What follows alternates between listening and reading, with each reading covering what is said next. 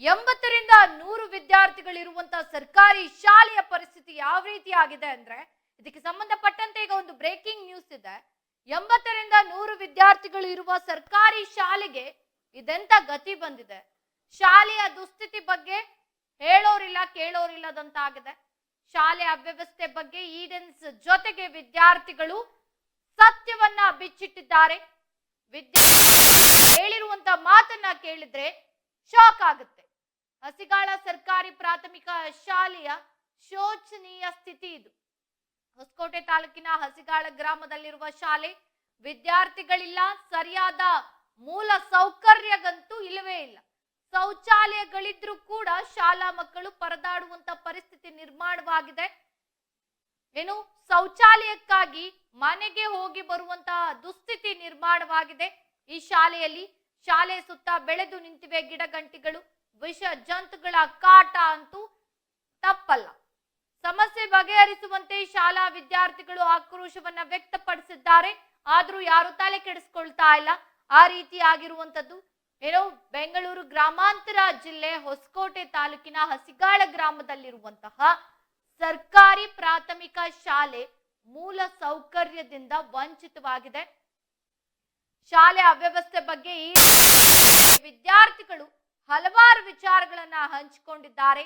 80ರಿಂದ 100 ವಿದ್ಯಾರ್ಥಿಗಳಿರುವಂತಹ ಸರ್ಕಾರಿ ಶಾಲೆ ಇದಾಗಿದ್ದು ಶೌಚಾಲಯಕ್ಕಾಗಿ ಮನೆಗೆ ಹೋಗಿ ಬರುವಂತಹ ಸ್ಥಿತಿ ನಿರ್ಮಾಣವಾಗಿದೆ. ಶೌಚಾಲಯ ನಿರ್ಮಾಣ ಕಾಮಗಾರಿ ಅರ್ಧಕ್ಕೆ ನಿಂತಿದ್ದು ಆದಷ್ಟು ಬೇಗ ಶೌಚಾಲಯ ನಿರ್ಮಿಸಿ ಸಮಸ್ಯೆ ಬಗೆಹರಿಸುವಂತೆ ವಿದ್ಯಾರ್ಥಿಗಳು ಆಕ್ರೋಶವನ್ನ ವ್ಯಕ್ತಪಡಿಸ್ತಾ ಇರುವಂತದ್ದು. ಜೊತೆಗೆ ಶಾಲೆಯ ಸುತ್ತಮುತ್ತ ಗಿಡಗಂಟೆಗಳಿವೆ, ವಿಷ ಜಂತುಗಳಿವೆ. ಆದ್ರೂ ಕೂಡ ಯಾರು ತಲೆ ಕೆಡಿಸ್ಕೊಳ್ತಾ ಇಲ್ಲ. ಇದಕ್ಕೆ ಸಂಬಂಧಪಟ್ಟಂತಹ ಅಧಿಕಾರಿಗಳು ಏನ್ ಮಾಡ್ತಾ ಇದ್ದಾರೆ ಗೊತ್ತಾಗ್ತಾ ಇಲ್ಲ. ಆ ಶಾಲೆಯ ಮಕ್ಕಳು ಮಾತ್ರ ದಿನನಿತ್ಯ ಪರದಾಡುವಂತಹ ಪರಿಸ್ಥಿತಿ ನಿರ್ಮಾಣವಾಗ್ತಾ ಇರುವಂತದ್ದು. 100 ಮಕ್ಕಳಿರುವಂತಹ ಸರ್ಕಾರಿ ಶಾಲೆಗೆ ಇವರು ಮೂಲ ಸೌಕರ್ಯಗಳನ್ನ ಕಲ್ಪಿಸ್ಕೊಡ್ತಾ ಇಲ್ಲ ಅಂತ ಅಂದ್ರೆ ಯಾವ ರೀತಿಯಾಗಿ ಇವರು ಕೆಲಸ ಕಾರ್ಯಗಳನ್ನ ಮಾಡ್ತಾ ಇದ್ದಾರೆ, ಅಧಿಕಾರಿಗಳು ಏನ್ ಮಾಡ್ತಾ ಇದ್ದಾರೆ, ಅಧಿಕಾರಿಗಳು ಶಾಲೆಗಳಿಗೆ ವ್ಯವಸ್ಥೆಯನ್ನ ಮಾಡ್ತಾ ಇಲ್ಲ ಅಂತ ಅಂದ ಮೇಲೆ ಸರ್ಕಾರಿ ಶಾಲೆಗಳು ಮುಚ್ಚದೆ ಇನ್ನೇನಾಗುತ್ತೆ? ಇಂಥ ಅಧಿಕಾರಿಗಳ ಬೇಜವಾಬ್ದಾರಿತನದಿಂದ ಈಗ ಆಲ್ರೆಡಿ ಬಹಳಷ್ಟು ಶಾಲೆಗಳು ಮುಚ್ಚೋಗಿವೆ. ಇನ್ನೆಷ್ಟು ಸರ್ಕಾರಿ ಶಾಲೆಗಳು ಮುಚ್ಚಬೇಕು ಅಂತ ತೀರ್ಮಾನ ಮಾಡ್ಕೊಂಡಿದ್ದೀರಾ ಅಧಿಕಾರಿಗಳು? ಹೆಣ್ಮಕ್ಳು ಇರ್ತಾರೆ ಶಾಲೆಯಲ್ಲಿ, ಗಂಡ್ ಮಕ್ಳು ಇರ್ತಾರೆ, ಯಾರಾದ್ರೂ ಅಷ್ಟೇ, ಮಕ್ಳೇ. ಆ ಮಕ್ಳು ಮನೆಗೆ ಹೋಗಿ ಶೌಚಾಲಯವನ್ನ ಉಪಯೋಗಿಸಿ ವಾಪಸ್ ಶಾಲೆಗೆ ಬರ್ಬೇಕು ಅಂತ ಅಂದ್ರೆ ಯಾವ ರೀತಿ ಪರಿಸ್ಥಿತಿ ನಿರ್ಮಾಣವಾಗಿರ್ಬೋದು ಅಂತ. ಜೊತೆಗೆ ಅದು ಶಾಲೆ ಆವರಣ ತರ ಕಾಣಿಸ್ತಾ ಇದೆಯಾ? ಯಾವುದನ್ನು ಕೂಡ ತಲೆ ಕೆಡಿಸ್ಕೊಳ್ತಾ ಇಲ್ಲ ಅಲ್ಲಿನ ಅಧಿಕಾರಿಗಳು. ಎಷ್ಟೇ ಬಾರಿ ಮನವಿ ಮಾಡಿದ್ರು ಕೂಡ ಆ ಪರಿಸ್ಥಿತಿ ಆ ರೀತಿಯಾಗಿದೆ. ಶೌಚಾಲಯ ಕಾಮಗಾರಿ ಅರ್ಧಕ್ಕೆ ನಿಂತಿದೆ, ಅದನ್ನು ಕೂಡ ಪೂರ್ತಿ ಮಾಡುವಂತ ಕೆಲಸವನ್ನ ಮಾಡ್ತಾ ಇಲ್ಲ ಅಂತ ಅಂದಮೇಲೆ ಮಕ್ಳು ಏನ್ ಮಾಡ್ಬೇಕು? ಮೂಲ ಸೌಕರ್ಯಗಳನ್ನೇ ಕೊಡಕ್ ಆಗ್ತಾ ಇಲ್ಲ ಆ ಶಾಲೆಯವರಿಗೆ ಅಂತ ಅಂದ್ರೆ ಎಷ್ಟು ಬೇಜವಾಬ್ದಾರಿತನದಿಂದ ವರ್ತನೆ ಮಾಡ್ತಾ ಇದ್ದೀರಾ ಅಂತ ನಿಮಗ್ ನೀವೇ ಪ್ರಶ್ನೆಗಳನ್ನ ಹಾಕೊಳ್ಬೇಕು. ಆ ಮಕ್ಳು ಪಾಪ ನಮಗೆ ಸೌಕರ್ಯ ಕೊಡಿ ಅಂತ ಆಕ್ರೋಶವನ್ನ ವ್ಯಕ್ತಪಡಿಸ್ತಾ ಇದ್ದಾರೆ, ಕೇಳ್ಕೊಳ್ತಾ ಇದ್ದಾರೆ. ಆದ್ರೂ ಕೂಡ ಅದನ್ನ ಕೊಡ್ಲಿಕ್ಕೆ ನೀವು ಮುಂದಾಗ್ತಾ ಇಲ್ಲ ಅಂತ ಅಂದ್ರೆ ಎಷ್ಟು ಬಾರಿ ಬಂದು ನಿಮ್ಮ ಹತ್ರ ಮನವಿ ಮಾಡ್ಕೊಳ್ಬೇಕು ಅವರು? ಎಷ್ಟು ಬಾರಿ ಬಂದು ನಿಮ್ಮ ಹತ್ರ ಕೇಳ್ಕೊಳ್ಬೇಕು? ಅದು ನಿಮ್ಮ ಕರ್ತವ್ಯ, ನೀವು ಕೊಡ್ಬೇಕಾಗಿರೋ ಕರ್ತವ್ಯ ಅದು. ಆದ್ರೆ ನೀವು ಕೊಡ್ತಾ ಇಲ್ಲ ಅಂತ ಅಂದ್ಮೇಲೆ ಏನ್ ಮಾಡ್ತಾ ಇದ್ದೀರಾ? ಅನುದಾನ ಬರ್ತಾ ಇಲ್ವಾ ಸರ್ಕಾರಿ ಶಾಲೆಗಳಿಗೆ ಅಭಿವೃದ್ಧಿ ಮಾಡ್ಲಿಕ್ಕೆ? ಯಾಕೆ ಇಷ್ಟೊಂದು ಬೇಜವಾಬ್ದಾರಿತನ ನಿಮಗೆ? ಅಲ್ಲಿ ದೃಶ್ಯದಲ್ಲಿ ನೋಡ್ತಾ ಇದೀವಿ ನಾವು, ಒಂದು ಕಡೆ ಯಾವ ರೀತಿಯಾಗಿ ಕ್ಲೀನ್ ಇಲ್ಲ, ಅರ್ಧಕ್ಕೆ ನಿಂತಿರುವಂತದ್ದು, ಸಂಪು ನೀರು ಯಾವ ರೀತಿಯಾಗಿದೆ, ಇದನ್ನೆಲ್ಲವನ್ನ ನೋಡ್ತಾ ಇದ್ರೆ ನಿಜಕ್ಕೂ ಕೂಡ ಮಕ್ಕಳು ಯಾವ ರೀತಿಯಾಗಿ ದಿನನಿತ್ಯ ಶಾಲೆಗೆ ಹೋಗಿ ಬರ್ತಾ ಇದ್ದಾರೆ ಅಂತ ಊಹಿಸ್ಕೊಳ್ಬಹುದು ನಾವು. ಅಷ್ಟು ಬೇಜವಾಬ್ದಾರಿತನ ಅಲ್ಲಿನ ಅಧಿಕಾರಿಗಳಿಗಿದೆ. ಯಾಕೆ ಅಂತ ಅಂದ್ರೆ ಅಧಿಕಾರಿಗಳು ಬಂದು ವಿಸಿಟ್ ಮಾಡ್ಬೇಕು ಶಾಲೆಗಳಿಗೆ. ಏನಾಗ್ತಾ ಇದೆ, ಶಾಲೆಗಳು ಯಾವ ರೀತಿಯಾಗಿ ನಡೀತಾ ಇದೆ, ಶಿಕ್ಷಕರು ಬರ್ತಾ ಇದ್ದಾರಾ ಸರಿಯಾಗಿ, ಮಕ್ಕಳಿಗೆ ಸರಿಯಾದ ಪಾಠಗಳಾಗ್ತಾ ಇದೆಯಾ, ಮಕ್ಕಳು ಅದಕ್ಕೆ ನೀಟಾಗಿ ಸ್ಪಂದಿಸ್ತಾ ಇದ್ದಾರಾ, ಮಕ್ಕಳು ಕಲಿತಾ ನೋಡೋದು ಯಾರು? ಅಧಿಕಾರಿಗಳಾಗಿ ನೀವು ಬಂದು ನೋಡ್ಬೇಕು. ಜೊತೆಗೆ ಆ ಶಾಲೆಯ ಪ್ರಾಂಶುಪಾಲರು ಕೂಡ ಅಧಿಕಾರಿಗಳ ಗಮನಕ್ಕೆ ತರಬೇಕು. ಖುದ್ದಾಗಿ ಈ ರೀತಿ ವ್ಯವಸ್ಥೆಗಳಿಲ್ಲ ಶಾಲೆಯಲ್ಲಿ, ಈ ರೀತಿ ವ್ಯವಸ್ಥೆಗಳನ್ನ ಕೊಡಿ ಅಂತ ಕೇಳಬೇಕು. ಆದ್ರೆ ಇದ್ಯಾವುದು ಅಲ್ಲಿ ಆಗ್ತಾ ಇಲ್ಲ. ಶಾಲೆಯಲ್ಲಿರುವಂತ ಮಕ್ಕಳು ಮಾತ್ರ ದಿನನಿತ್ಯ ಕಷ್ಟದಿಂದನೇ ಅನುಭವಿಸುವಂತ ಪರಿಸ್ಥಿತಿ ನಿರ್ಮಾಣವಾಗ್ತಾ ಇರುವಂತದ್ದು. ಮೇನ್ ಆಗಿ ಅಲ್ಲಿನ ಶೌಚಾಲಯದ ಸಮಸ್ಯೆ ಬಹಳಷ್ಟು ಇರುವಂತದ್ದು. ಮಕ್ಕಳು ಮನೆಗೆ ಹೋಗಿ ಶೌಚಾಲಯಕ್ಕೆ ಹೋಗಿ ಅಲ್ಲಿಂದ ಇಲ್ಲಿಗೆ ಬರುವಂತ ಪರಿಸ್ಥಿತಿ ನಿರ್ಮಾಣವಾಗ್ತಾ ಇದೆ. ಈ ರೀತಿ ಆಗಿದ್ರೆ ಮಕ್ಕಳು ಯಾವ ರೀತಿಯಾಗಿ ಮುಂದಿನ ದಿನಗಳಲ್ಲಿ ಶಾಲೆಯಲ್ಲಿ ಅವರು ವಿದ್ಯಾಭ್ಯಾಸ ಕಲೀಲಿಕ್ಕೆ ಮುಂದಾಗ್ತಾರೆ, ಶಾಲೆಗೆ ಮಕ್ಕಳು ಯಾವ ರೀತಿಯಾಗಿ ಬರ್ತಾರೆ, ಇದನ್ನೆಲ್ಲ ಯೋಚನೆ ಮಾಡ್ಬೇಕಾಗಿರುವಂತ ಅಂಶ.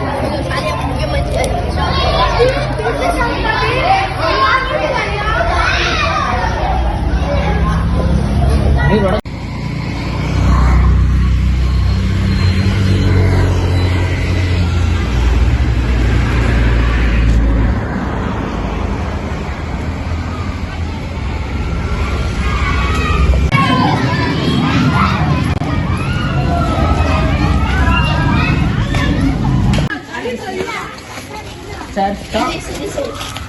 You stop. Sir, ಒಳಗಡೆ ಅಲ್ಲೇ ಬಾತ್ರೂಮ್ ಮಾಡ್ಬಿಡ್ತೀನಿ. ಇಲ್ಲನಾ?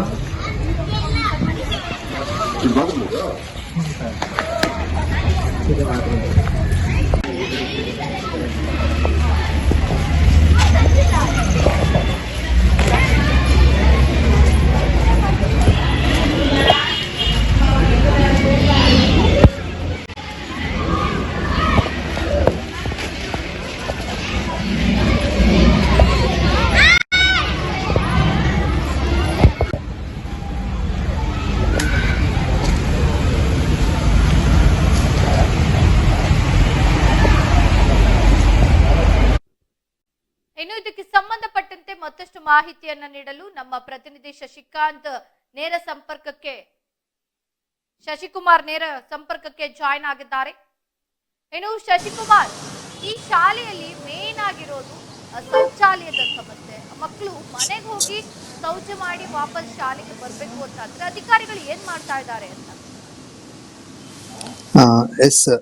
ಎಸ್ ರಚನಾ, ಏನು ಈ ಬೆಂಗಳೂರು ಗ್ರಾಮಾಂತರ ಜಿಲ್ಲೆ ಹೊಸಕೋಟೆ ತಾಲೂಕಿನ ಈ ಹಸಿಗಾಳ ಗ್ರಾಮದ ಒಂದು ಸರ್ಕಾರಿ ಪ್ರಾಥಮಿಕ ಮೂಲಭೂತ ಸೌಕರ್ಯಗಳಿಂದ ಇದು ವಂಚಿತವಾಗಿದೆ ಅಂತ ಹೇಳ್ಬೋದು. ಒಂದು 100 ವಿದ್ಯಾರ್ಥಿಗಳು ಒಂದು ಶಾಲೆಯಲ್ಲಿ ಇರ್ತಾರೆ. ಆ ಶಾಲೆಯಿಂದ ಏನಾದ್ರು ಶೌಚಾಲಯಕ್ಕೆ ಹೋಗ್ಬೇಕಂತಂದ್ರೆ ಅವರು ತಮ್ಮ ಮನೆಗಳಿಗೆ ಹೋಗ್ಬಿಟ್ಟು ಅವರು ಬರಬೇಕಾದಂತ ಒಂದು ದುಸ್ಥಿತಿಯಲ್ಲಿ ಕಾಣಿಸ್ತಿದೆ ರಚನಾ. ಏನು ಈ ಮಕ್ಕಳಿಗೆ ಒಂದು ಅನುಗುಣವಾಗಿ ಸರ್ಕಾರದಿಂದ ನಾನಾ ಯೋಜನೆಗಳ ಅಡಿಯಲ್ಲಿ ಅನೇಕ ಅನುದಾನಗಳನ್ನು ಕೊಟ್ಟಿರ್ತಾರೆ. ಆದರೆ ಈ ಅಧಿಕಾರಿಗಳು ಯಾವುದೇ ಒಂದು ಅನುದಾನವನ್ನ ನಿಯಮಿತ ಶಾಲೆಗಳಿಗೆ ನೀಡದೇನೆ ತಮ್ಮ ಅಧಿಕಾರದ ನಿರ್ಲಕ್ಷ್ಯವನ್ನ ತೋರಿರ್ತಾರೆ ಅಂತ ಕಾಣಿಸ್ತಿದೆ ಇಲ್ಲಿ ರಚನಾ. ಶಾಲೆಯ ಪ್ರಾಂಶುಪಾಲರೇನಿದ್ದಾರೆ ಅವರು ಅಧಿಕಾರಿಗಳ ಗಮನಕ್ಕೆ ಈ ರೀತಿ ತಂದಿಲ್ವಾ? ಅರ್ಧಂಬರ್ಧ ಶೌಚಾಲಯವನ್ನ ಕಟ್ಟೋದ ಕಾಮಗಾರಿ ಅರ್ಧಂಬರ್ಧ ನಿಂತಿದೆ. ಇದನ್ನ ಅವರು ಅಧಿಕಾರಿಗಳು ಅಂದ್ರೆ ಮೇಲಧಿಕಾರಿಗಳ ಗಮನಕ್ಕೆ ತಂದು ಇದನ್ನ ಪೂರ್ತಿ ಮಾಡ್ಕೊಡಿ, ಮಕ್ಕಳಿಗೆ ಕಷ್ಟ ಆಗ್ತಾ ಇದೆ, ಸೊ ಇದಕ್ಕೆ ಸಂಬಂಧಪಟ್ಟಂತೆ ಯಾವ ರೀತಿ ಮಾತುಕತೆಗಳಾಗಿಲ್ವಾ ಅಂತ? ಖಂಡಿತ ಇದರ ಬಗ್ಗೆ ಮುಖ್ಯೋಪಾಧ್ಯಾಯರು ಏನಿರ್ತಾರೆ, ಶಾಲೆಯ ಮುಖ್ಯೋಪಾಧ್ಯಾಯರು ಅಲ್ಲಿರುವಂತ ತಾಲೂಕಿನ BO ಅವರಿಗೆ ಮನವಿಯನ್ನ ಸಲ್ಲಿಸ್ತಾರೆ. ಮತ್ತೆ ಅಲ್ಲಿರುವಂತ ಲಕ್ಕೊಂಡಳ್ಳಿ ಗ್ರಾಮ ಪಂಚಾಯಿತಿ ವ್ಯಾಪ್ತಿಯ PDO ಅವರಿಗೂ ಸಹ ಮನವಿಯನ್ನ ಕೊಡ್ತಾರೆ. ಸುಮಾರು 2 ವರ್ಷಗಳಿಂದನೇ ಈ ಶೌಚಾಲಯಗಳಿಗೆ ಅನುದಾನವನ್ನು ಬಿಡುಗಡೆ ಮಾಡಿರ್ತಾರೆ. ಬಿಡುಗಡೆ ಮಾಡಿದ ತಕ್ಷಣದಿಂದಲೇ ಅವ್ರು ಏನ್ ಮಾಡ್ತಾರೆ, ಕಾಮಗಾರಿಯನ್ನ ಸ್ಟಾರ್ಟ್ ಮಾಡಿದ ತಕ್ಷಣನೇ ಏನ್ ಮಾಡ್ತಾರೆ ಇವರು ಅದನ್ನ ವರ್ಲ್ಡ್ ಅಲ್ಲಿ ಇಡುವಂತ ಕೆಲಸವನ್ನು ಮಾಡ್ತಾರೆ. ಯಾಕಂತಂದ್ರೆ ಅಲ್ಲಿ ಬೋರ್ಡ್ ಸಹ ಹಾಕೊಂಡಿದ್ದಾರೆ. ಸುಮಾರು 6 ಲಕ್ಷಗಳ ಅನುದಾನವನ್ನು ಈ ಶೌಚಾಲಯಕ್ಕೆ ಬಿಡುಗಡೆ ಮಾಡಿರ್ತೀವಿ ಅಂತ ಹೇಳ್ಬಿಟ್ಟು ಅಲ್ಲಿ ಬೋರ್ಡ್ ಅನ್ನು ಸಹ ಹಾಕಿರ್ತಾರೆ. ಬಿ ಅವರಾಗಿರ್ಬೋದು, ಈ ಗ್ರಾಮ ಪಂಚಾಯತಿಯವರಾಗಿರ್ಬೋದು, ಯಾವುದೇ ಅಧಿಕಾರಿಗಳಾಗಿರ್ಲಿ ಈ ಶಾಲೆಯ ಕಡೆ ಆ ಹೆಣ್ಮಕ್ಳು ಹೇಳ್ತಿದ್ರೆ ಅವರು ಆ ಒಂದು ಮನೆಗೆ ಹೋಗಿ ನಾವು ಶೌಚಾಲಯಕ್ಕೆ ಹೋಗಿ ಮತ್ತೆ ನಾವು ಶಾಲೆಗೆ ಬರ್ತೀವಿ, ಇಲ್ಲಿ ಯಾವುದೇ ಸಹದ ಒಂದು ಮೂಲಭೂತ ಸೌಕರ್ಯಗಳಿಲ್ಲ ಅಂತ ಒಂದು ಮಾತನ್ನ ಹೇಳ್ತಾರೆ ಅರ್ಚನಾ ಅಲ್ಲಿ. ಧನ್ಯವಾದ ಶಶಿಕುಮಾರ್ ತಮ್ಮೆಲ್ಲ ಮಾಹಿತಿಗಾಗಿ. ಏನು 80ರಿಂದ 100 ವಿದ್ಯಾರ್ಥಿಗಳಿರುವಂತಹ ಶಾಲೆಯ ಪರಿಸ್ಥಿತಿ ಈ ರೀತಿ ಆಗಿರುವಂತದ್ದು. ಎಷ್ಟೋ ಬಾರಿ ಮನವಿಗಳನ್ನ ಮಾಡ್ಕೊಂಡ್ರು, ಎಷ್ಟೋ ಬಾರಿ ಅವರ ಗಮನಕ್ಕೆ ತಂದ್ರು ಕೂಡ ಯಾವುದೇ ಅಧಿಕಾರಿ ಸರಿಪಡಿಸೋ ಕೆಲಸಕ್ಕೆ ಮುಂದಾಗ್ತಾ ಇಲ್ಲ, ನಿಲ್ಲಿಸಿರುವಂತ ಕಾಮಗಾರಿಯನ್ನ ಪೂರ್ಣಗೊಳಿಸುವ ಕೆಲಸ ಕೂಡ ಮಾಡ್ತಾ ಇಲ್ಲ. ಹಾಗಾದ್ರೆ ಅಧಿಕಾರಿಗಳು ಬೇಜವಾಬ್ದಾರಿತನದಿಂದ ಮಕ್ಕಳಿಗೆ ಎಷ್ಟು ಅನ್ಯಾಯವಾಗ್ತಾ ಇದೆ, ಮಕ್ಕಳಿಗೆ ಎಷ್ಟು ತೊಂದರೆ ಆಗ್ತಾ ಇದೆ, ಇದರಿಂದ ಬರುವಂತ 80ರಿಂದ 100 ಮಕ್ಕಳು ಮುಂದಿನ ವರ್ಷ ಕಡಿಮೆ ಆಗಬಹುದು. ವರ್ಷಕ್ಕೆ ಮಕ್ಕಳು ಕಡಿಮೆ ಆಗ್ತಾ ಹೋದ್ರೆ ಶಾಲೆಗೆ ಬರುವಂತ ಮಕ್ಕಳೇ ಇಲ್ಲ ಅಂದಮೇಲೆ ಶಾಲೆ ಯಾಕೆ ಅಂತ ಶಾಲೆಯನ್ನ ಮುಚ್ಚಲಾಗುತ್ತೆ. ಈ ರೀತಿಯಾಗಿ ಬಹಳಷ್ಟು ಸರ್ಕಾರಿ ಶಾಲೆಗಳು ಈಗಾಗಲೇ ಕ್ಲೋಸ್ ಆಗಿರೋದನ್ನ ನಾವು ನೋಡಿದೀವಿ. ಇದಕ್ಕೆ ಪ್ರಮುಖವಾಗಿ ಅಧಿಕಾರಿಗಳೇ ನೇರ ಹೊಣೆ ಆಗ್ತಾರೆ. ಯಾಕೆ ಅಂದ್ರೆ ಕೊಡ್ಬೇಕಾದಂತ ಸೌಲಭ್ಯಗಳನ್ನ ಸರ್ಕಾರಿ ಶಾಲೆಗಳಿಗೆ ನೀಡಿದ್ರೆ ಆ ಮಕ್ಕಳು ಕೂಡ ತುಂಬಾ ಖುಷಿಯಿಂದ ಶಾಲೆಗೆ ಬರ್ತಾರೆ, ವಿದ್ಯಾಭ್ಯಾಸವನ್ನ ಕಲಿತಾರೆ, ಹೋಗ್ತಾರೆ. ಆದ್ರೆ ಮೂಲ ಸೌಕರ್ಯಗಳೇ ಇಲ್ಲ ಅಂದಾಗ, ಅಲ್ಲಿ ಸರಿಯಾದ ಪರಿಸ್ಥಿತಿ ಇಲ್ಲ, ವಾತಾವರಣ ಇಲ್ಲ, ನಮ್ಗೆ ಯಾವುದೇ ಸೌಲಭ್ಯಗಳಿಲ್ಲ, ನಾವ್ ಯಾವುದೇ ಕಾರಣಕ್ಕೂ ಶಾಲೆಗೆ ಹೋಗಲ್ಲ, ಸರ್ಕಾರಿ ಶಾಲೆಗಂತೂ ಹೋಗೋದೇ ಇಲ್ಲ ಅನ್ನೋ ಒಂದು ಮಾತನ್ನ ಮಕ್ಕಳು ಬಾಯಲ್ಲಿ ಬಂದು ಬಿಡ್ತು ಅಂತ ಆದ್ರೆ ಸರ್ಕಾರಿ ಶಾಲೆ ತಾನೇ ಯಾವ ರೀತಿಯಾಗಿ ಉಳಿಯುತ್ತೆ? ಇದನ್ನೆಲ್ಲ ಯೋಚನೆ ಮಾಡ್ಬೇಕಾಗುತ್ತೆ ಅಧಿಕಾರಿಗಳ ಬೇಜವಾಬ್ದಾರಿತನದಿಂದ ಈಗ ಆಲ್ರೆಡಿ ಬಹಳಷ್ಟು ಶಾಲೆಗಳು ಮುಚ್ಚೋಗಿದೆ. ಮತ್ತೆ ಆ ರೀತಿಯಾಗಿ ಆಗ್ಬಾರ್ದು. ಇದಕ್ಕೆ ಸಂಬಂಧಪಟ್ಟ ಅಧಿಕಾರಿಗಳು ಶೀಘ್ರದಲ್ಲೇ ಒಂದು ಕ್ರಮಗಳನ್ನ ಕೈಗೊಂಡು ಆ ಶಾಲೆಗೆ ಭೇಟಿಯನ್ನ ಕೊಟ್ಟು ಅಲ್ಲಿ ಏನೆಲ್ಲ ಸೌಲಭ್ಯಗಳು ಇಲ್ಲ, ಶಾಲೆ ಏನೆಲ್ಲ ಸೌಲಭ್ಯಗಳಿಂದ ವಂಚಿತವಾಗಿದೆ ಅದನ್ನೆಲ್ಲ ನೀಡುವಂತ ಕೆಲಸಕ್ಕೆ ಮುಂದಾಗಬೇಕು.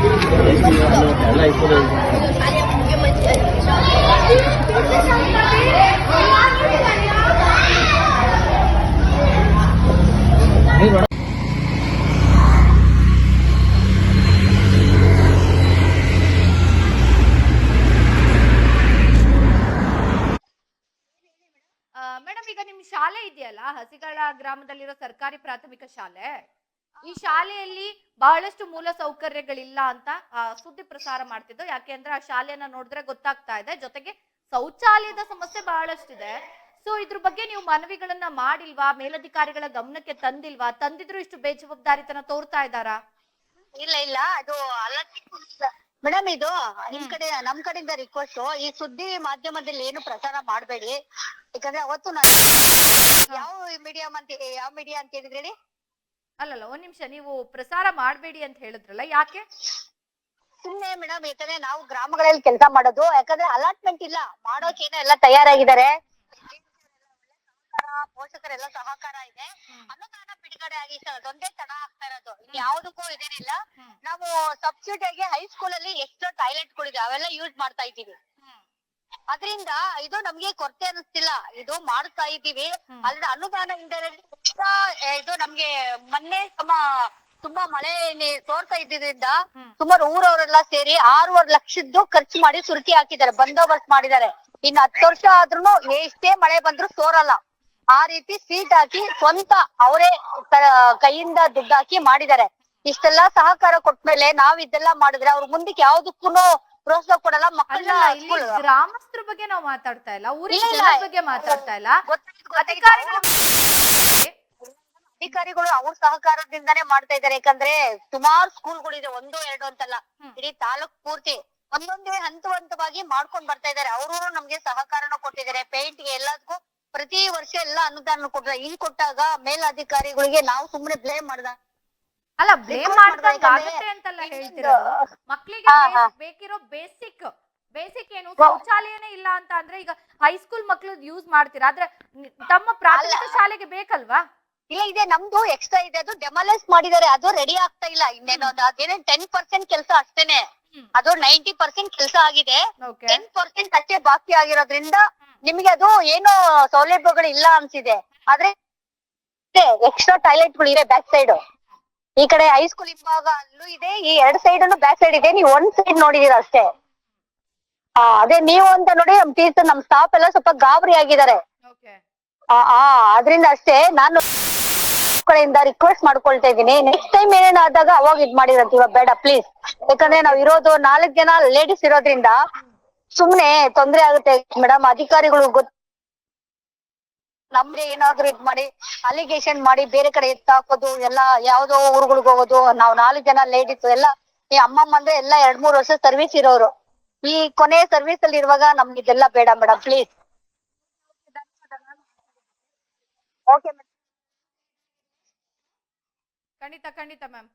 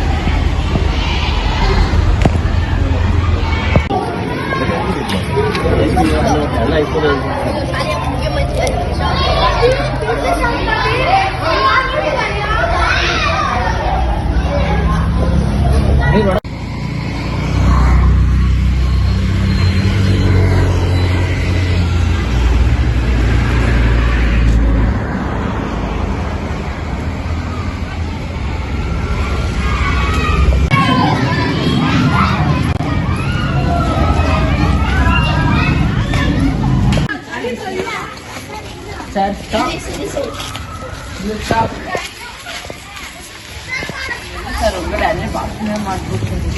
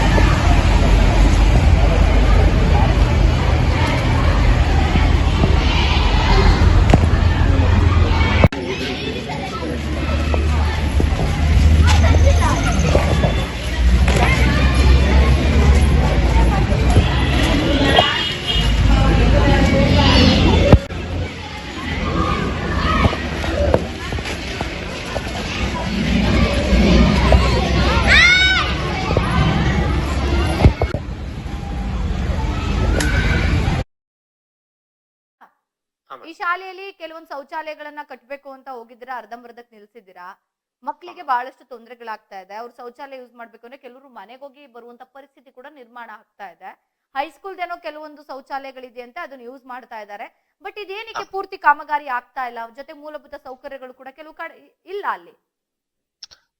ಮೇಡಮ್ ಅದು ನಮ್ದು ನರ್ಜಿ ಅಂತ ಹೇಳ್ಬಿಟ್ಟು ಒಂದು 3 ಲಕ್ಷ ನಮ್ಮಲ್ಲಿ ಇದೆ. ಅದು ನಾವು ಕೊಟ್ಟೆಲ್ಲ ಪೇಮೆಂಟ್ ಮಾಡಿದೀವಿ. ಆಮೇಲೆ ಎಜುಕೇಶನ್ ಡಿಪಾರ್ಟ್ಮೆಂಟ್ ಅವರಿಂದ 2 ಲಕ್ಷ ಕನ್ವರ್ಜೆನ್ಸ್ ಇದೆ ಮೇಡಮ್. ಅವ್ರದ್ದು 2 ಲಕ್ಷ ಮತ್ತೆ ನಮ್ದು 3 ಲಕ್ಷ, 2 ಸೇರಿ 5 ಲಕ್ಷ ಟೋಟಲ್ ಕಾಸ್ಟ್ ಅದು ಮೇಡಮ್. ನಮ್ ಕಡೆಯಿಂದ ಕೊಡೋದು ಏನೈತೆ ನಾವು ಕೊಟ್ಟು ಪೇಮೆಂಟ್ ಮಾಡ್ಬಿಟ್ಟಿದೀವಿ. ಅವ್ರ ಕಡೆಯಿಂದ ಇನ್ 2 ಲಕ್ಷ ಬರ್ಬೇಕು. ಅದ ಆಕ್ಚುಲಿ ಇನ್ 2 ಲಕ್ಷಕ್ಕಿಂತ ಸ್ವಲ್ಪ ಕೆಲಸ ಜಾಸ್ತಿ ಆಗಿದೆ. ಈಗ ಅದೇನಾಗಿದೆ ನಮ್ಮ ಪ್ಲಾಸ್ಟಿಂಗ್ ಎಲ್ಲ ಆಗಿದೆ, ಪೇಂಟಿಂಗ್ ಮಾಡ್ಬೇಕು, ಮತ್ತೆ ಒಳ್ಳೆ ಇದೆಲ್ಲ ಪಿಟ್ಟಿ ಇಡುದು ಅದೆಲ್ಲ ಕೆಲಸ ಮಾಡ್ಬೇಕು. ಅದೇ ಸರ್, ಯಾವಾಗ ಆಗುತ್ತೆ ಅಂತ. ಮೇಡಮ್ ಅದು ನಾವು ಅವ್ರ ಕಾಂಟ್ರಾಕ್ಟ್ ಹೇಳಿದೀವಿ, ಅದು ಬರ್ತೈತೆ ಬಿಲ್ ಬರ್ತೈತೆ ಇದ್ ಮಾಡಿ ಅಂತ ಬಿಟ್ಟು ಮತ್ತೆ ಎಜುಕೇಶನ್ ಡಿಪಾರ್ಟ್ಮೆಂಟ್ ಅವ್ರ ಮಾತಾಡಿದೀವಿ. ಅದು ಕೆಲಸ ಹಿಂಗೈತೆ ಮತ್ತೆ ಟಾಯ್ಲೆಟ್ ಪ್ರಾಬ್ಲಮ್ ಇದೆ, ಅದು ಬೇಗ ಇದ್ ಮಾಡ್ರಿ ಅಂತ ಬಿಟ್ಟು ಅವ್ರಿಗೂ ಹೇಳಿದೀವಿ, ಅವ್ರನ್ನ ಕೇಳಿದೀವಿ. ಎಜುಕೇಶನ್ ಡಿಪಾರ್ಟ್ಮೆಂಟ್ ಅವ್ರನ್ನು ಕೇಳಿದೀವಿ. ಅವರು ನಾವು ಒಂದು 4 ತಿಂಗಳಾಯ್ತು ಅವ್ರಿಗೆ ಲೆಟರ್ ಹಾಕಿ, ಹಿಂಗೆ ಕೆಲಸ ಅರ್ಧಂಬರ್ಧ ಇದೆ ಮತ್ತೆ ಮಕ್ಕಳಿಗೆ ತೊಂದರೆ ಆಗ್ತಾ ಇದೆ, ಅವ್ರು ಹೈಸ್ಕೂಲ್ ಅಲ್ಲಿ ಇದು ಯೂಸ್ ಮಾಡ್ತಾರೆ. ಆಮೇಲೆ ಇನ್ನೊಂದು CSR ಇಂದ ಇನ್ನೊಂದು ಟಾಯ್ಲೆಟ್ ಕಟ್ಕೊಟ್ಟಿದ್ರು ಮೇಡಮ್, ಅದು ಸ್ವಲ್ಪ ಚೆನ್ನಾಗಿದೆ. ಅದೇನ್ ಮಾಡಿದ್ರೆ ಯಾರೋ ಸ್ವಲ್ಪ ಕರೆಕ್ಟ್ ಆಗಿ ಮೇಂಟೈನ್ ಮಾಡ್ದಂಗೆ ಸ್ವಲ್ಪ ಡ್ಯಾಮೇಜ್ ಆಗಿದೆ. ಒಳಗಡೆ ವಾಶ್ ಬೇಸಿನ್ ಅದೆಲ್ಲ ಸ್ವಲ್ಪ ಕೆಟ್ಟೋಗಿದೆ.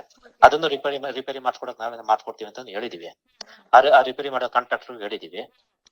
ಆಮೇಲೆ ಎಜುಕೇಶನ್ ಡಿಪಾರ್ಟ್ಮೆಂಟ್ ಇನ್ನೊಂದು 2 ಲಕ್ಷ ಏನ್ ಬರ್ಬೇಕು, ಅದು ಬಂತು ಅಂದ್ರೆ ಬೇಗ 1 ವಾರದಲ್ಲಿ ಕೆಲಸ ಮುಗಿತೆ. ನಾವು ಅವ್ರಿಗೆ ಹೇಳ್ತಾ ಇದೀವಿ ಕಾಂಟ್ರಾಕ್ಟರ್ ಬೇಗ ಮಾಡಿಸ್ಬಿಡಪ್ಪ, ಬರುತ್ತೆ ಅದು ಎಲ್ಲಿ ಹೋಗೋದಿಲ್ಲ ಸರ್ಕಾರ ದುಡ್ಡು ಅಂತ ಹೇಳಿದೀವಿ. ಅವ್ರನ್ನ ಮಾಡಿಸ್ತೀವಿ ಅಂತಂದ್ರು ಇನ್ನ ಒಂದು 15 ಡೇಸ್ ಆಯ್ತು, ಇನ್ನ ಮಾಡ್ಸಿಲ್ಲ. ಅದ ಹೇಳ್ಬಿಟ್ಟು ಇನ್ನೊಂದು ವಾರದೊಳಗೆ ನಾನು ಕೆಲಸ ಮುಗಿಸ್ಕೊಡ್ತೀವಿ ಮೇಡಮ್. ಖಂಡಿತ, ಯಾಕೆಂದ್ರೆ ನೀವೇ ಹೇಳಿದ್ರಿ 4 ತಿಂಗಳಾಗಿದೆ ಲೆಟರ್ ಹಾಕಿ ಅಂತ, ಸ್ಪಂದಿಸಿಲ್ಲ. ಇನ್ನೊಂದು ಈಗ ಬರುತ್ತೆ ಸರ್ಕಾರದ ಅನುದಾನ ಎಲ್ಲೂ ಹೋಗಲ್ಲ ಅಂತ ಅವ್ರು ಹೇಳೋದಲ್ಲ. ಯಾಕೆ ಅಂತ ಅಂದ್ರೆ ಈಗಿರೋ ಮಕ್ಳ ಪರಿಸ್ಥಿತಿ ಏನು ಅದನ್ನ ಯೋಚನೆ ಮಾಡ್ಬೇಕಲ್ವಾ? ನಿಜ ಮೇಡಮ್, ಅದಕ್ಕೋಸ್ಕರ ನಾನು ಈಗಿರೋ ಮಕ್ಳ ಪರಿಸ್ಥಿತಿ ನೋಡ್ಬಿಟ್ಟೆ ಹಳೇದೊಂದು CSR ಅಲ್ಲಿ ಒಂದ್ ಸ್ವಲ್ಪ ಚೆನ್ನಾಗಿ ಟಾಯ್ಲೆಟ್ ಕಟ್ಸ್ಕೊಟ್ಟಿದ್ದಾರೆ. ಅದೇನಾಗುತ್ತೆ ಅದೇ ಮೇಂಟೈನ್ ಮಾಡಿಲ್ಲ. ಅದು ಸಂಜೆ ಹೊತ್ತು ಏನ್ ಮಾಡ್ತಾರೆ, ಊರಿನ ಜನ ಯಾರೋ ಬೇರೆ ಸಂಜೆ ಹೊತ್ತು ಯಾರೋ ಊರಿನ ಜನ ಎಲ್ಲ ಯೂಸ್ ಮಾಡಿ ಒಂದ್ ಸ್ವಲ್ಪ ಅದೆಲ್ಲ ಹೊಡೆದಾಕಿ ಇದೆಲ್ಲ ಮಾಡಿದ್ದಾರೆ. ಅದನ್ನು ರ್ಯಾಂಪ್ ಎಲ್ಲ ಕಿತ್ತಾಕಿದ್ರೆ ಮತ್ತೆ ಆಚೆ ಕಡೆ ಬಾಗ್ಲೆಲ್ಲ ಕಿತ್ತಾಕಿದ್ರೆ. ಹಾ ಮೇಡಮ್, ಅದು ಬಿಗಿ ಕ್ರಮಕ್ಕೆ ಈಗ ಆಗಿರೋದಾಗೋಯ್ತು, ಅದನ್ನ ರಿಪೇರಿ ಮಾಡ್ಸೋಣ ಅಂತ ಅಂದ್ಬಿಟ್ಟು ನಾವು ಅಲ್ಲಿ ಊರಲ್ಲಿ ಒಬ್ರು ಕಾಂಟ್ರಾಕ್ಟ್ ಅವ್ರಿಗೆ ಹೇಳಿದೀವಿ. ಅವ್ರಿಗೆ ರೀಸೆಂಟ್ ಆಗಿ ಅವ್ರ ಮದ್ವೆ ಆಯ್ತು, ಸ್ವಲ್ಪ ಅವರು ಫ್ರೀ ಇರ್ಲಿಲ್ಲ. ಹೇಳಿದ್ವಿ ಮೇಡಮ್, ಅವ್ರಿಗೆ ಹೇಳಿದ್ರೆ 1 ತಿಂಗಳ ಮೇಲೆ ಆಯ್ತು, 1 ತಿಂಗಳು 1.5 ತಿಂಗಳಾಯ್ತು. ಅವ್ರು ಇನ್ನ ಇದ್ ಮಾಡಿಲ್ಲ. ನಾನು ಇನ್ನೊಂದ್ಸತಿ ಅವ್ರ ಹತ್ರ ಮಾತಾಡ್ಬಿಟ್ಟು ಒಂದ್ ವಾರದೊಳಗೆ ನಾನು ರಿಪೇರಿ ಮಾಡ್ಸಕ್ಕೆ ಕ್ರಮ ಕೈಗೊಳ್ತೀನಿ. ಮಾಡಿಸ್ಕೊಡಿ ಸರ್, ಯಾಕೆ ಅಂತಂದ್ರೆ ಮಕ್ಳು ಪರಿಸ್ಥಿತಿನ ಯೋಚನೆ ಮಾಡ್ಬೇಕಾಗುತ್ತೆ. ನಿಜ ಮೇಡಮ್, ತಗೊಳ್ಳಿ ಕರೆಕ್ಟ್ ಮೇಡಮ್, ನಾನು ಮಾಡ್ತೀನಿ ಮೇಡಮ್, ನಮ್ದು ಜವಾಬ್ದಾರಿ. ಓಕೆ ಸರ್, ಧನ್ಯವಾದ ಸರ್ ಮಾತಾಡಿದ್ದಕ್ಕೆ. Thank you. ಏನು ಅಲ್ಲಿನ PDO ಸುರೇಶ್ ಅವರು ಭರವಸೆ ಕೊಟ್ಟಿದ್ದಾರೆ. ಯಾಕೆಂದ್ರೆ ಅವರಿಗೆ ಎಲ್ಲ ಮಾಹಿತಿ ಗೊತ್ತಿದೆ, ಏನಾಗಿದೆ ಶಾಲೆಯಲ್ಲಿ ಯಾವ ರೀತಿ ಪರಿಸ್ಥಿತಿ ಇದೆ ಅಂತ. ಅದನ್ನ ಡೀಟೇಲ್ ಆಗಿ ಅವರೇ ಹೇಳಿದ್ರು, ಈ ರೀತಿ ಆಗಿದೆ, ನಾವ್ ಈ ತರ ಇಷ್ಟು ಮಾಡಿದೀವಿ, ಇನ್ನೊಂದಷ್ಟು ಮಾಡ್ಬೇಕು, ಅನುದಾನ ಸ್ವಲ್ಪ ಕಡಿಮೆ ಇದೆ, ಅದ್ರ ಬಗ್ಗೆ ನಾನು ಈಗ ಆಲ್ರೆಡಿ ಲೆಟರ್ಗಳನ್ನ ಹಾಕ್ತಾ ಇದ್ದೀನಿ, ಅವರ ಗಮನಕ್ಕೆ ಕೂಡ ತರ್ತಾ ಇದ್ದೀನಿ. ಇನ್ನು 1 ವಾರದೊಳಗಡೆ ನಾನು ಎಲ್ಲಾ ಕೆಲಸಗಳನ್ನ ಮುಗಿಸ್ಕೊಡ್ತೀನಿ ಅನ್ನೋ ಒಂದು ಮಾತನ್ನ ಹೇಳಿದ್ದಾರೆ. ನೋಡೋಣ ಎಷ್ಟು ದಿನಗಳು ತಗೊಳ್ತಾರೆ ಇದನ್ನ ಮುಗಿಸ್ಲಿಕ್ಕೆ ಅಂತ.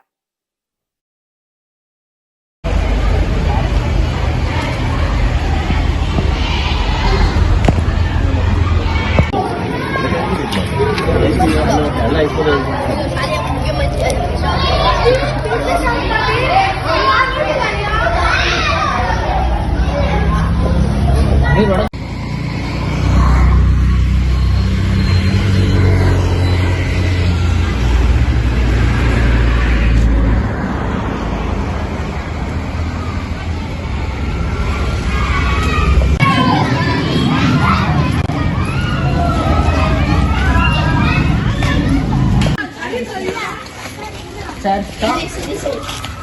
You stop.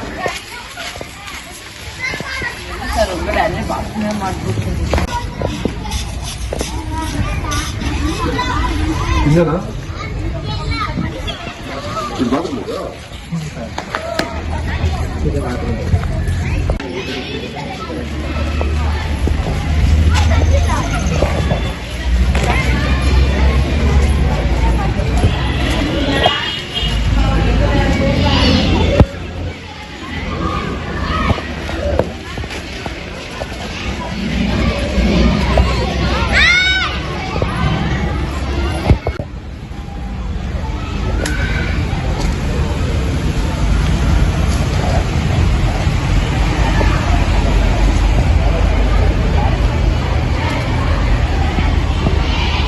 ಸರ್ ನಮ್ಗೆ ಶೌಚಾಲಯ ಇಲ್ಲ ಸರ್, ವಾಶ್ರೂಮ್ ಹೋಗಕ್ಕಾಗಲ್ಲ ಸರ್. ಸ್ವಲ್ಪ ದೂರ ಹೋಗ್ಬೇಕು ಸರ್ ನಾವೆಲ್ಲ. ಎಷ್ಟು ದೂರ ಹೋಗ್ತೀರಪ್ಪ ನೀವು? ಇಲ್ಲಿಂದ ಅಷ್ಟು ದೂರ ಹೋಗ್ಬೇಕು ಸರ್. ದೂರ ಹೋಗ್ಬೇಕು ಸರ್. ಎಷ್ಟು ದಿನದಿಂದ ನಿಮ್ಗೆ ಈ ತರ ಸಮಸ್ಯೆ ಇದೆ ಇಲ್ಲಿ? ಸರ್ ಜಾಸ್ತಿ ದಿನದಿಂದ ಇದೆ ಸರ್. ಅದು ಹಿಂದೆ ಕಟ್ಟಿರೋದು ಏನದು? ಸರ್ ಅದು ವಾಶ್ರೂಮ್ ಸರ್. ಬಟ್ ಅದ್ರಲ್ಲಿ ಯೂಸ್ ಮಾಡ್ತಾ ಇದ್ರ ನೀವು? ಯೂಸ್ ಮಾಡ್ತಾ ಇಲ್ವಾ? ಇಲ್ಲ ಸರ್. ಯಾರು ಯಾರನ್ನು ಕೇಳಿಲ್ವಾ? ಟೀಚರ್ಸ್ ನ, HM ಏನ್ ಹೇಳ್ತಾರ ಅವರು? ಇದು ರೆಡಿ ಮಾಡಿಸ್ತೀವಿ ಲೆಟರ್ ಎಲ್ಲ ಕೊಟ್ಟಿದ್ದೀರಿ ಅಂತ ಯಾರಿಗೆ ಲೆಟರ್ ಕೊಟ್ಟಿದ್ದಾರೆ ಅಂತ ಅವರು? ಪಂಚಾಯತಿ ಅವ್ರು ಸರ್. ಪಂಚಾಯತ್ ಅವ್ರಿಗೆ. ಸರಿ ಸರ್.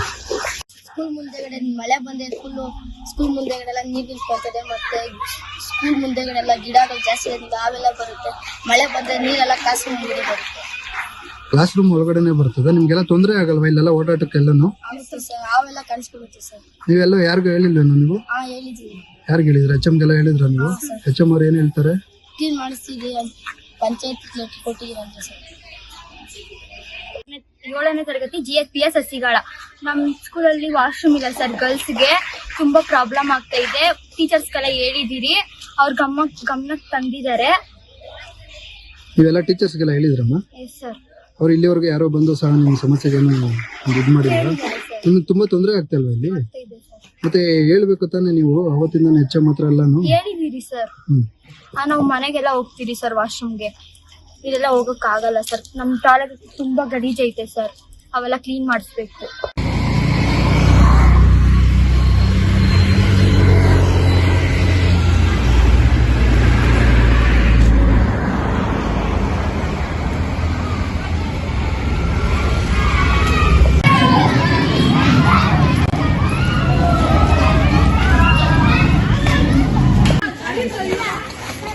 ಸರ್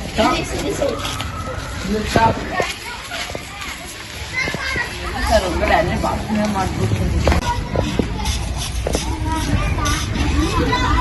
ಇದೆಯಲ್ಲ